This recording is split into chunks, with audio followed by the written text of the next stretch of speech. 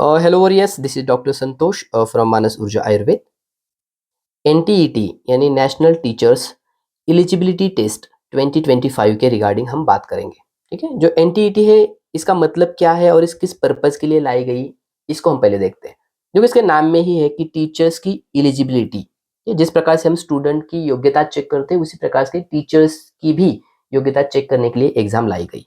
ठीक है, ऐसा क्यों किया गया? देखो, सबसे पहले था क्या कि जैसे आयुष पैथी के जो अपने डॉक्टर्स हैं जिनको एकेडमिक्स में जाना था, तो उनके लिए एक टीचर कोड मिलता था और टीचर कोड से फिर वो लेक्चरर, एसोसिएट प्रोफेसर और प्रोफेसर बनते थे।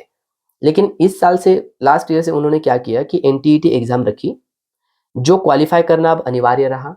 क्वालिफाई करना मतलब क्या कि 100 क्वेश्चंस रहेंगे, उसमें से आपको 50% सिक्योर करना है, तब माना जाएगा कि आपने एग्जाम क्वालिफाई कर। एक बार क्वालिफाई कर ली तो आपको 10 साल तक एक सर्टिफिकेट मिलेगा, जिसकी मतलब उसकी वैलिडिटी रहेगी 10 साल तक, और उसके बाद फिर आपको एनटीटी एग्जाम देनी पड़ेगी। ठीक है, इसके पीछे रीजन ये है कि जिस प्रकार से कॉम्प्लेक्सिटी चल रही है, स्टूडेंट्स की क्वेरीज अलग अलग आ रही है, टेक्नोलॉजीज अपडेट हो रही है, उसी प्रकार से उसको डील करने के लिए टीचर्स को भी अपडेट होना जरूरी है उन सारी सुविधाओं के साथ जो आज के जमाने में जरूरी है। ठीक है, तो यही पर्पज था एनटीटी लाने के लिए। अब लास्ट एग्जाम जो हुई थी वो थोड़ा सा टफ निकली थी एज कम्पेयर टू, क्योंकि ये कहा जाता है कि जो पहली बार जो एग्जाम लॉन्च होती है वो पहले तो एग्जाम हमेशा थोड़ी इजी रहती है, लेकिन लास्ट ईयर के एग्जाम थोड़ी टफ निकली थी। अब इसका जो सिलेबस था, बहुत से बॉयज को ये लगता है कि अपने जो यूजी का सिलेबस है ना वही रहता है, तो वही सिलेबस नहीं रहता है। जैसे आयुर्वेद, होम्योपैथी, यूनानी, इसका सिलेबस यहाँ पे कुछ नहीं है।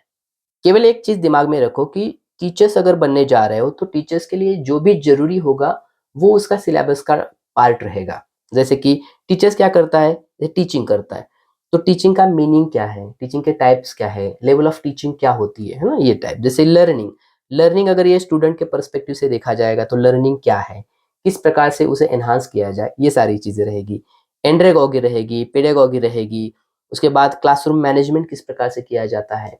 उसके बाद नई नई टेक्नोलॉजीज है, उसको किस प्रकार से आप यहाँ पे जोड़ोगे। जैसे कि टीचर, स्टूडेंट और इनके रिगार्डिंग जो टीचिंग और लर्निंग की प्रोसेस होती है उसको इन्हांस करने के लिए जो भी जरूरी होगा वो सारे पार्ट्स अपने सिलेबस के टॉपिक्स रहेंगे। ठीक है, एक ऊपर ऊपर बात आपको ये तो समझ में आ गई कि सिलेबस क्या रहेगा। क्वेश्चंस के पैटर्न्स देखो, अब लास्ट ईयर की जो एग्जाम हुई थी उसमें केवल वन लाइनर नहीं थे, उसके साथ साथ बाकी भी चीजें थी, जैसे एसर्शन रीजन थे, ट्रू फॉल्स थे, है ना, मैच द पेयर्स थे। मतलब थोड़े से ट्रिकी वाले थे। मतलब कंसेप्चुअल क्लैरिटी अगर हो तो आप इजीली दे सकते हो, लेकिन थोड़ा सा लंबा उन्होंने इसलिए बनाया कि थोड़ा सा टाइम कम मिले बच्चों को और थोड़ा टफ और कंपटीशन बनी रहे। ठीक है, ओके।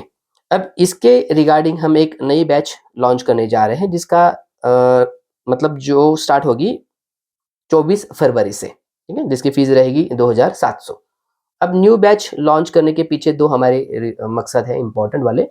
जैसे कि लास्ट ईयर की अगर एग्जाम देखी तो जो एग्जाम थी वो थोड़ी टफ थी और हमारे एकेडमी से भी थोड़ा फिनिशिंग जो टच था वो थोड़ा सा कम रहा था।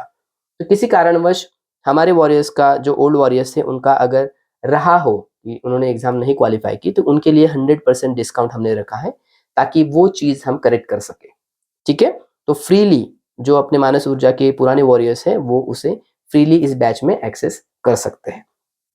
अब इस नई बैच में होगा क्या? देखो, सबसे पहले तो क्या क्या होगा इसमें, तो कंसेप्चुअल क्लैरिटी पे हम सबसे ज़्यादा फोकस करेंगे, क्योंकि इस एग्जाम की खासियत ही वही है कि चीज़ों के बारे में आपको पता है कि नहीं।